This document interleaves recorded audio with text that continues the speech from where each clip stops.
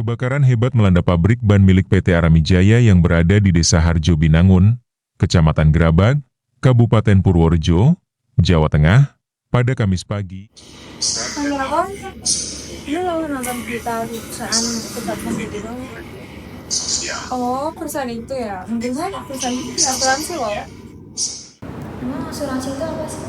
Jadi asuransi itu bentuk perlindungan dari risiko. Jadi kalau misalnya terjadi kerugian, perusahaan asuransi itu bisa langsung membantu menanggung kerugian tersebut.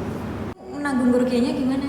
Jadi ini misalnya perusahaan itu membayar sejumlah uang yang kita sebut dengan premi kepada perusahaan asuransi. Jadi nanti kalau misalnya terjadi resiko kayak kebakaran, perusahaan itu bisa langsung ganti rugi sesuai dengan perjanjiannya. Kayak perlindungan gitu ya? Iya, dan perjanjian itu biasanya tertulis dalam polis asuransi. Berarti semua kerugian langsung dibayar atau bagaimana?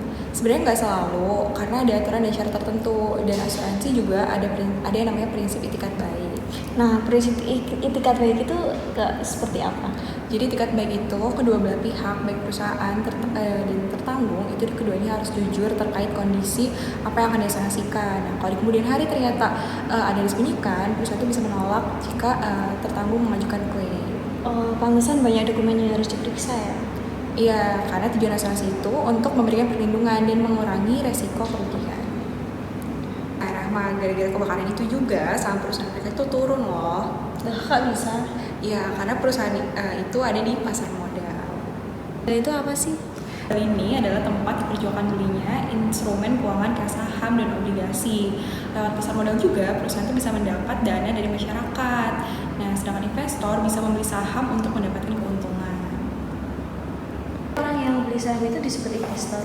Iya, dan investor ini bisa berada di luar negeri ataupun dalam negeri. Terus kenapa berita kebakaran itu bisa nurunin saham? Karena investor takut perusahaan itu akan mengalami kerugian besar. Nah, akibatnya baik yang menjual saham secara bersamaan. Oh, jadi berita-berita seperti itu bisa mempengaruhi saham perusahaan ya? Betul, makanya di pasar modal ada aturan hukum yang ketat. Contohnya? Misalnya insider trading, itu tuh terjadi ketika orang dalam perusahaan menggunakan informasi rahasia untuk mencari keuntungan pribadi. Wah, itu berarti curang banget ya?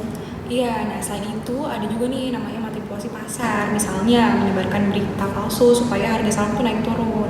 Berarti hukum bisnis itu penting banget ya? Penting banget, karena hukum bisnis itu membantu melindungi perusahaan, investor, dan masyarakat agar transaksi itu berjalan adil dan aman.